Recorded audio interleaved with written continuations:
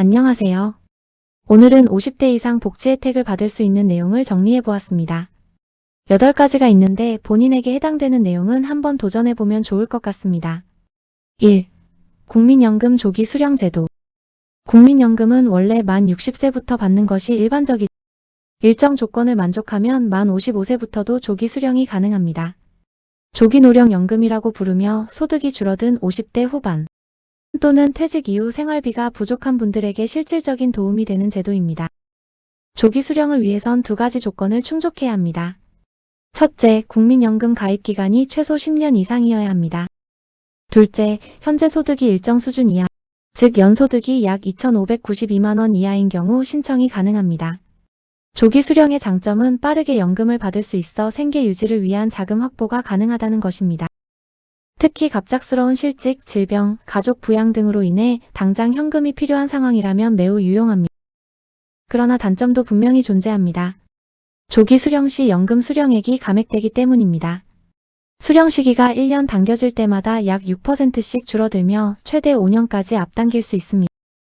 예를 들어 원래 60세에 월 100만 원을 받을 수 있었던 사람이 57세에 조기 수령을 시작하면 약 82만 원 정도로 줄어들게 됩니다. 이 제도는 단기적인 생계 대책이 될 수 있지만 장기적으로는 손해가 발생할 수 있습니다. 따라서 조기 수령 여부는 본인의 건강 상태, 기대 수명, 다른 소득원 등을 종합적으로 고려하여 결정해야 합니다. 국민연금공단에서는 조기 수령 예상 금액을 미리 확인할 수 있는 온라인 계산기를 제공하고 있으며 1355 고객센터를 통해 상담도 가능합니다.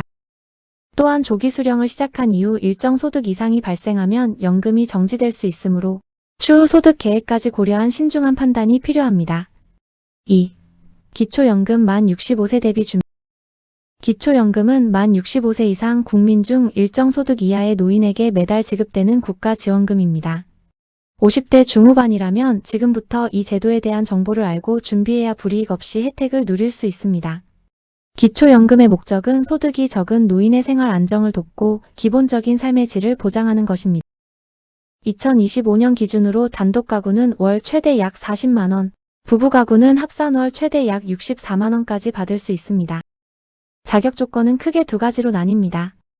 첫 번째는 연령 조건으로 반드시 만 65세 이상이어야 하며 두 번째는 소득인정액 기준입니다.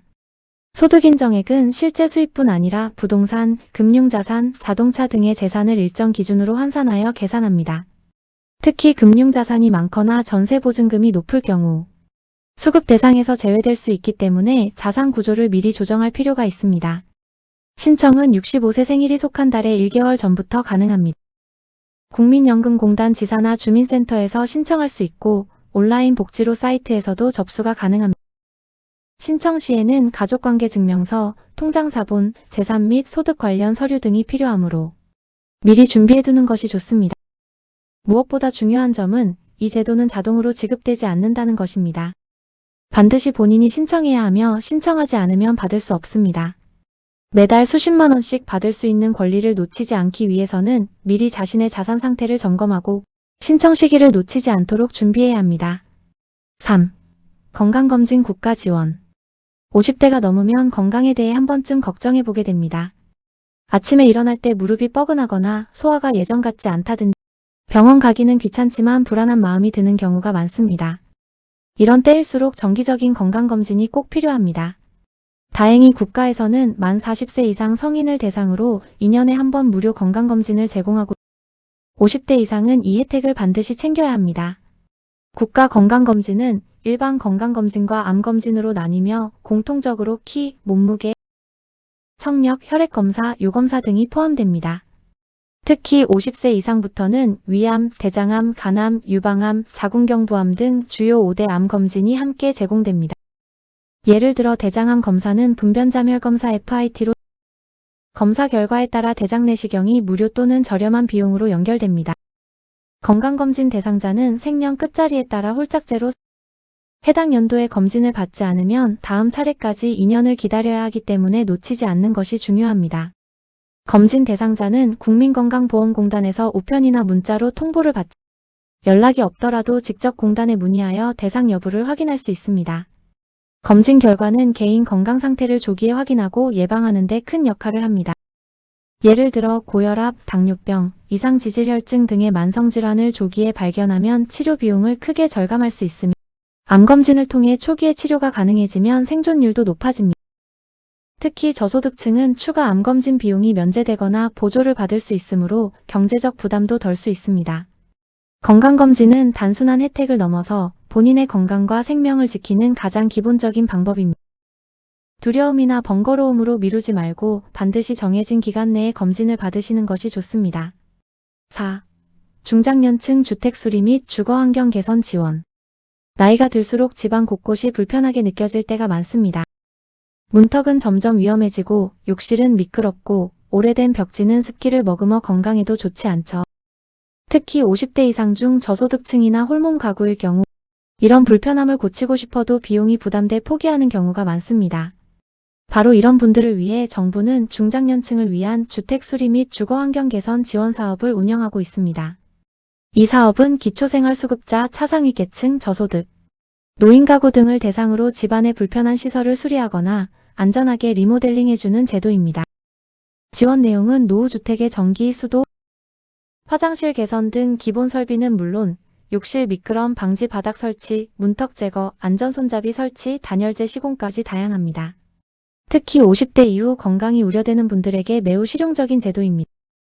지자체와 LH한국토지주택공사 혹은 지역자활센터 등과 연계하여 실제로 시공까지 지원되며 자부담 없이 무료로 진행되는 경우도 많습니다. 지원 금액은 가구당 최대 수백만 원까지 가능하며 주거 취약 정도에 따라 시공 범위가 결정됩니다. 신청자는 해당 지자체 주민센터를 통해 접수할 수 있으며 현장 실사를 거쳐 시공이 진행됩니다.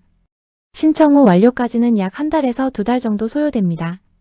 중요한 건 이 제도는 단순한 집 수리가 아니라 생활 안정과 삶의 질 개선을 위한 제도라는 점입니다. 실제로 욕실 바닥에 미끄럼 방지 시공을 받고 낙상 사고를 예방한 사례, 전기 노후 배선 교체로 화재 위험을 줄인 사례 등 수많은 긍정적인 결과들이 있습니다. 또한 시공 후에는 지역 봉사단체의 생활 지원 서비스와도 연계돼 가사 도움이나 식사 지원 등의 부가 혜택을 받을 수 있는 경우도 있습니다. 혹시 부모님이 오래된 집에 혼자 계시 자신이 고령화되는 집을 미리 준비하고 싶다면 이 제도를 활용하는 것이 현명합니다. 신청 절차가 복잡하지 않고 현장 실사도 친절하게 이루어지므로 큰 부담 없이 도움을 받을 수 있습니다. 이 정도는 그냥 참고 살아야지라는 생각을 내가 받을 수 있는 복지는 제대로 찾아서 누리셔야 합니다. 내가 몰라서 못 받는 복지는 결국 내 몫이 아니게 되는 법입니다. 5. 문화생활 향유를 위한 통합문화 이용권. 삶의 여유가 생기기 시작하는 50대, 하지만 마음 한구석에는 문화생활이 사치처럼 느껴지는 경우가 많습니다. 영화 한 편, 전시회 한 번 가는 것도 비용이 부담되니 자연스레 나랑은 상관없는 일처럼 느껴질 수 있죠. 바로 이런 분들을 위해 정부가 지원하는 문화생활 지원 제도 통합문화 이용권이 있습니다. 이 제도는 경제적 여유가 부족한 취약계층에게 연 1인당 약 10만 원의 문화누리 카드를 제공하여 영화, 공연, 스포츠 관람, 도서 구입, 여행 등에 사용할 수 있게 지원합니다.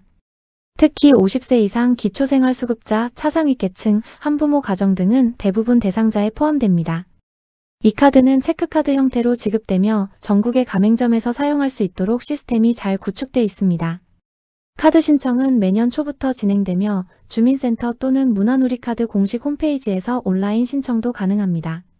수령 후 바로 사용할 수 있으며 사용 가능한 가맹점은 문화누리카드 홈페이지에서 확인하거나 가까운 영화관 서점공 현장에 문의해도 됩니다. 특히 CGV, 롯데시네마, 교보문고, 예술의 전당 등 주요 문화시설에서 대부분 사용 가능하기 때문에 활용도도 매우 높습니다. 이 제도의 가장 큰 장점은 문화는 누구에게나 열려 있어야 한다는 철학이 바탕에 있다는 점입니다. 단순히 지원금이 아니라 삶의 활력을 찾고 정서적 풍요를 누릴 수 있도록 돕는 사회적 장치인 셈이죠.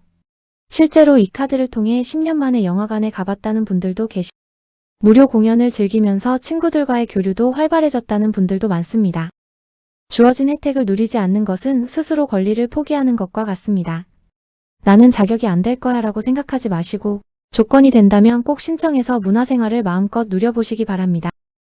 나를 위한 작은 변화가 인생의 큰 활력으로 돌아올 수 있습니다. 6. 에너지 바우처 지원 제도. 겨울철 난방비나 여름철 냉방비가 부담되는 저소득 고령자 가구를 위해 정부는 에너지 바우처 제도를 운영하고 있습니다. 특히 50대 이상 중 건강이 좋지 않거나 기초생활수급자 및 차상위 계층에 해당하는 경우라면 이 제도 전기, 도시가스, 연탄, 등유 등의 에너지 요금을 절감할 수 있습니다. 에너지 바우처는 현금이 아닌 전용카드 또는 고지서 차감 형태로 전기요금 고지서에 자동으로 할인되는 방식으로 운영됩니다. 2025년 기준 가구 유형과 계절에 따라 약 10만원에서 30만원 상당의 바우처가 지급됩니다. 특히 여름에는 선풍기 또는 에어컨 사용 전기요금에, 겨울에는 난방 연료에 해당 금액이 적용됩니다. 신청은 매년 여름 초겨울 사이이며 거주지 주민센터 또는 복지로 사이트를 통해 접수할 수 있습니다. 자격 조건은 기초생활보장수급자, 차상위계층, 한부모 가정 등이 특히 본인 또는 가구원이 65세 이상 고령자일 경우 우선순위가 높아집니다. 신청 후 자격심사를 거쳐 바우처 카드가 우편으로 발송되거나 전기요금 자동 차감 방식이 적용됩니다. 이 제도는 단순한 요금 할인 이상으로 고령자의 건강과 생명을 지키는 제도입니다. 추운 겨울 난방을 줄이고 지내다가 저체온증으로 병원에 실려가는 여름철 더위를 못 견디다 탈진하는 일이 실제로 벌어지고 있습니다. 정부의 제도는 이미 마련되어 있으니 우리 모두 이 제도를 제대로 알고 필요한 분들이 놓치지 않도록 주변에도 꼭 알려주세요. 7. 고령자 맞춤형 일자리 지원 사업. 일을 한다는 건 단순히 돈을 버는 것 이상의 의미가 있습니다.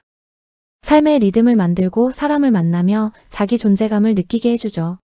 하지만 50대 이상이 되면 직장을 구하기가 점점 어려워지고 은퇴 후 무기력함에 빠지기 쉽습니다. 바로 이때 국가에서 운영하는 고령자 맞춤형 일자리 지원 사업을 활용하면 다시 삶의 활력을 되찾을 수 있습니다. 이 사업은 단순히 아르바이트를 제공하는 것이 아닙니다. 고령자의 신체 능력과 관심 분야, 지역 상황에 맞춰 다양한 형태의 일자리를 제공합니다. 대표적인 유형으로는 공공형 일자리, 사회서비스형 일자리, 시장형 일자리가 있습니다. 공공형은 지자체나 공공기관에서 운영하는 프로그램으로 공원, 어린이 등하교 지도, 취약계층 돌봄 등이 있습니다. 보통 주 2일 3일 정도 근무하며 월 30만원 안팎의 활동비가 지급됩니다. 사회서비스형은 복지관이나 지역센터 등에서 운영되며 취약계층에게 사회서비스를 제공하는 활동을 합니다.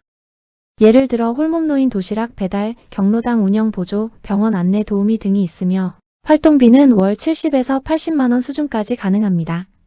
시장형은 고령자 협동조합, 시니어클럽 등에서 운영하는 소규모 사업에 참여하는 형태로 빵집, 세차, 생활용품 판매 등 수익 창출이 가능한 일자리를 의미합니다. 이 경우 활동시간이나 수익은 본인의 참여도에 따라 달라집니다. 신청은 보건복지부 산하의 노인 일자리 지원기관을 통해 거주지 주민센터나 온라인 복지로 웹사이트에서도 접수할 수 있습니다. 신청 시에는 신분증, 주민등록 등본, 건강상태 확인서 등이 일부 일자리는 소득 또는 건강상태에 따라 우선순위가 달라질 수 있습니다. 무엇보다 중요한 것은 이 일자리는 단순한 용돈벌이나 시간 때우기가 아니라는 점입니다. 다시 사회와 연결되고 자기 역할을 되찾는 과정이며 삶의 자존감을 되살릴 수 있는 기회입니다. 주변에 말없이 은퇴한 채 집에만 계신 분이 있다면 이 제도를 알려주고 함께 신청해보는 것도 좋습니다. 일을 다시 시작한다는 건 단순한 선택이 아니라 새로운 삶의 시작이 될 수 있습니다. 8. 만성질환자 의료비 지원제도. 고혈압, 당뇨, 고지혈증 같은 만성질환은 50대 이후에 본격적으로 시작되는 경우가 많습니다. 처음엔 약값도 얼마 안 되니까 대수롭지 않게 생각할 수 있죠. 매달 병원을 가고 약을 타다 보면 부담이 점점 커지게 되죠. 그래서 정부는 이런 만성질환을 앓고 있는 국민들을 위해 의료비를 지원하는 제도를 운영하고 있습니다. 대표적인 것이 본인부담 상한제입니다. 이 제도는 국민이 1년 동안 병원에 내는 본인부담금이 일정 금액을 넘지 않도록 국가가 초과 비용을 환급해주는 제도입니다. 예를 들어 2025년 기준 연소득에 따라 연간 본인부담 상한액이 다르지만 대략 100만원대에서 600만원 사이로 설정됩니다. 이 상한선을 넘는 병원비는 국민건강보험공단에서 자동으로 환급해주거나 신청을 통해 돌려받을 수 있습니다. 또한 고혈압과 당뇨는 건강보험공단의 만성질환관리제도의 대상이 되는데 지정병의원에서 진료를 받을 경우 진료비 일부가 감면되거나 무료 상담 및 영양교육 등의 부가 서비스를 제공받을 수 있습니다. 약제비에 대해서도 일부 지원이 이루어지고 있으며 장기 복용 환자에게는 한 번에 2에서 3개월치 약을 처방해줘 병원 방문 횟수를 줄일 수 있습니다. 저소득층 고령자에게는 재난적 의료비 지원 제도도 있습니다. 갑작스러운 큰 수술이나 입원으로 병원비가 많이 나왔을 경우 본인 부담금의 최대 80%까지 정부에서 지원받을 수 있으며 연간 최대 지원금은 2천만 원에 이릅니다. 이 제도는 신청을 해야 받을 수 있으니 병원비 부담이 큰 상황에서는 반드시 사회복지실이나 국민건강보험공단에 문의해야 합니다. 건강은 지키는 것이 가장 좋지만 병이 생겼을 때 얼마나 준비되어 있는지도 중요합니다. 병원비가 무서워서 치료를 미루는 일은 없어야 하겠죠.